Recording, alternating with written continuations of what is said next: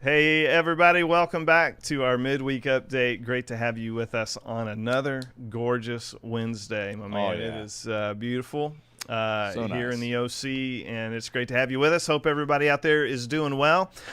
We just finished week 3 in our series, Essential Business. We got one more week to go. Looking forward to that this Sunday, Yeah. Fitz. But we've just got a lot going on, some exciting things to talk about. hmm So we're going to dive right in and just remind you of a few things. We've got a little bit of new information, but mostly this is stuff we've been talking about. But we want to give it one final push, especially for Yeah. this Friday night, Fitz. What do we got Friday night, man? We got marriage night, Yeah, which in case you missed it last week, it is a night for everybody, every age, every step of the process in marriage. If you are engaged, if you are newly married, if you've been married for 20 years, for 40 years, for 60 years, this night's for you. And it's going to be pretty awesome. Yeah. Great lineup of speakers. It's going to be fun. If your marriage is strong, this is a great way to keep it strong. If your marriage has some gaps in it, Yep. this is a great way to fill those gaps and move it towards strength. All So, the above. Yeah. So it starts at 7 here in the church. If you haven't registered yet, it's not too late. You can register right up until that evening, I believe. Just jump on the website, okolonacc.org. Look for this graphic. It looks just like that. Click on it, and it'll take you to all the need-to-know information. You can get set right there, and then just show up Friday evening. Maybe get here a little bit early, all right? Because it will start at 7. Because it is the simulcast, we don't control that. We're broadcasting a feed from another location, so we'll follow their timeline. But it's scheduled to start at 7. I believe it wraps up at 10. It's about a 3-hour evening. There'll be breaks, intermissions. We are going to have some bottled water, some prepackaged COVID-safe type refreshments during the breaks, just so you know. I know some of you maybe pack things in your purse, for events, and that's cool too. So just come prepared, though, for a great evening and ready to be encouraged, laugh a lot, share a lot, and strengthen our marriages. So, and as with the other things we're talking about today too, if you know somebody in your circle who would benefit from this, which is anybody who's married, invite them. This is one of those come and see opportunities. Yep. I mean, the ball is teed up for you real easy. Just, hey, come and see, check this thing out with me. And it's a $30 registration, which is pretty cheap date night. Pretty but good deal. One of the things we've always said is if that's going to stand in your way, you reach out to us, let us know. We've got some scholarship availability for some people that we would never want registration fee to keep somebody from coming who really needs to be here. But yeah, for the money, great investment. Some of the best ways you can spend $30. Yep. So I didn't check the calendar exactly. We're inside of a month, though. I know from Election Day, from voting for our next president and other important positions, and just in the context of that and all of the social, cultural issues among us that we continue to navigate. A very timely series coming up on October 18th called Separation of Church and Hate. Fitz, let's talk about that title for a minute and where that comes from. And this is something you're familiar with and had exposure to. So obviously we're all familiar, or at least slightly familiar with that concept of separation of church and state. But what we have seen in our culture is this increasing animosity towards anyone who disagrees with us. The cancel culture, and it used to be if you disagree with me, then I could say, well, I disagree with your position. But now the main thread that we have on all things is, well, if you disagree with me, then I disagree with you as a person. We're no longer good, and stay away. And instead of critiquing ideas, we're attacking people's character, and it's just a nasty thing. And unfortunately, it bleeds over into the church, and we see this in churches, and it bleeds across every issue. Everything has become politicized. Everything has become just bigger, and Social media doesn't help with that. And so we're going to be talking about all that kind of stuff. There's 4 weeks to this series. We'll be talking about civility, how we need to recapture dealing with people in a civil way, dignity, how we need to elevate other people and see them with dignity as people made in the image of God, because all of us are. Humility, how we need to operate with humility. And even when we're right, maybe especially when we're right, to approach it with humility. And then unity. No matter what, we can disagree about all these things. The premise of the series, we can disagree politically, but we must love unconditionally. And that's the sense of this. This series actually came from some friends out in Vegas at the Crossing Church. They did it earlier this year, and I know a handful of other churches who've kind of adapted some of these ideas and borrowed from it as well. And when I caught wind of that from my buddy Shane, I was just like, man, that is such a timely message for us. So borrowing some of his ideas, but adapting it for our own unique context here at OCC and the Ville. But good stuff for us. So let's talk about what for some who get concerned or just get really start pushing back as soon as any hint of politics in church start looking like they're gonna intersect. We've talked about this a lot, and there's a whole lot of different views on this in regards to understanding it, both legally. As believers, how much should we talk about this? Should we support certain candidates? Are we a red church, a blue church? On and on and on.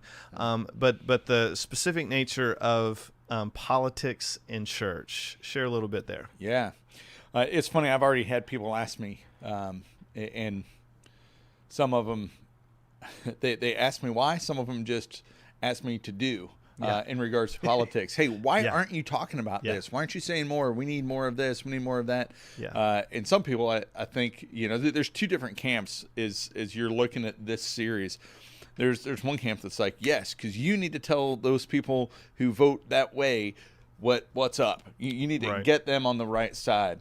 And not right side, the correct side, or the left side, maybe use the correct side. And we've got people positioning from both sides. And people who love Jesus on both sides of those issues. And then we have the other camp of people who are like, I'm really uncomfortable. I'm nervous. I think my wife lands on that, probably, oh, great. My husband's going to be talking about politics in the church for 4 weeks. But we're not going to tell anybody how to vote. We're not going to tell anybody what candidate to vote for. I'm concerned that people vote wisely, but there's a whole lot that goes into that statement. How we define wisely and what wisely is, and the issues are so big and there's so much. So the basis is this: that neither side owns the faith. That Jesus is bigger than Republican or Democrat or Green or any other party or Libertarian and on and on. So while I'm interested and concerned how people vote, I am much more concerned as your pastor about how you treat people who vote differently than you. And that's the thread that's going to permeate that, is how we treat people who vote differently than us, who disagree with us. And that's really where our faith is meted out. Is not in if we all agree on the same things, but how we get through those things even when we disagree. So and that's where for whether it's because of our humanness and our flesh, it maybe seems easier just to draw those hard lines, and you're either with me or you're against me. The idea of loving our enemies, of agreeing to disagree on non-essentials, you know that gets a little tricky in our faith. There are areas of our faith and what we believe Scripture is very clear on, that it's not okay to agree to disagree. But there's a whole lot more that we're just going to see from different sides, and we have to learn how to love in spite of that. To be civil. That's why I think the first week, the kickoff week of this series on the 18th, is going to be so important. And we're going to lay into some social media issues. For instance, we hinted at that, I think, last week, that we don't do very well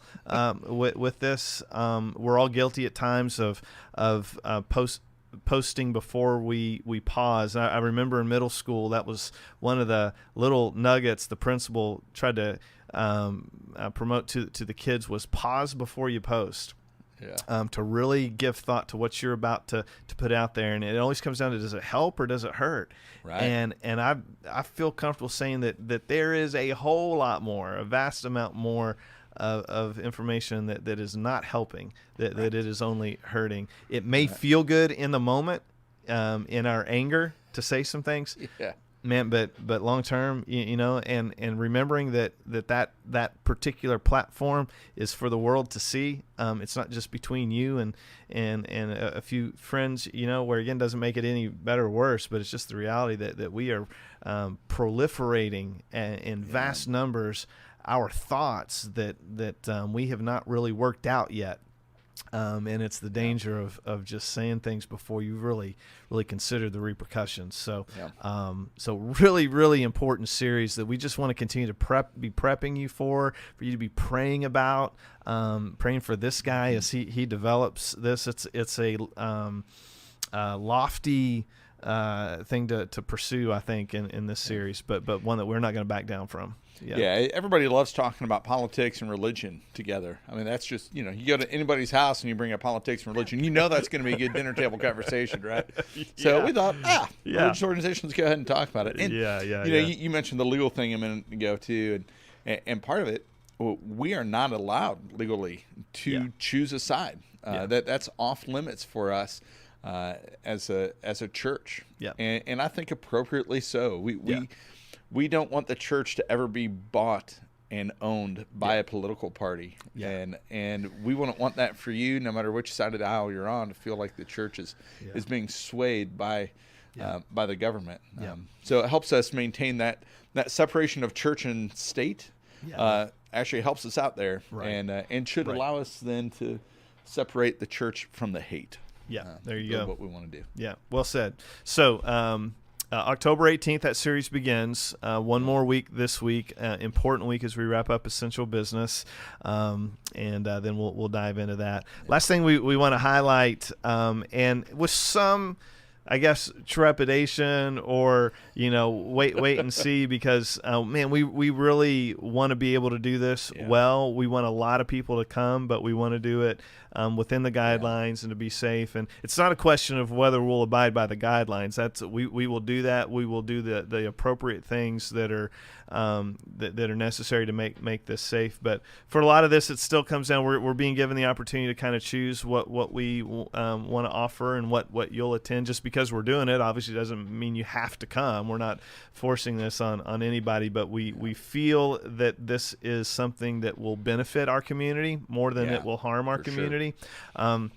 And that's an important thing to discern. But with the proper guidelines, we believe this can be a really safe and fun and nurturing setting for families and those kids out there. So, and for the car lovers, that's one of the new components of this, Fitz, is the car cruise. Have you ever been to a car cruise before? I have. Okay. Now, the funny thing is, I am not a gearhead at all.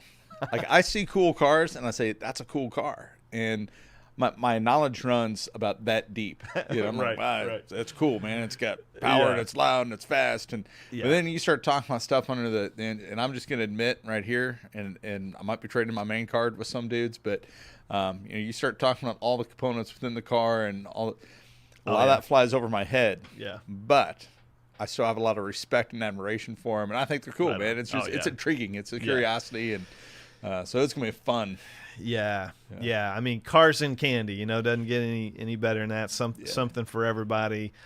So 12 to 3, all right? And hopefully, man, if the weather holds up, it'll be hopefully a beautiful day on the 24th of October. That's a Saturday.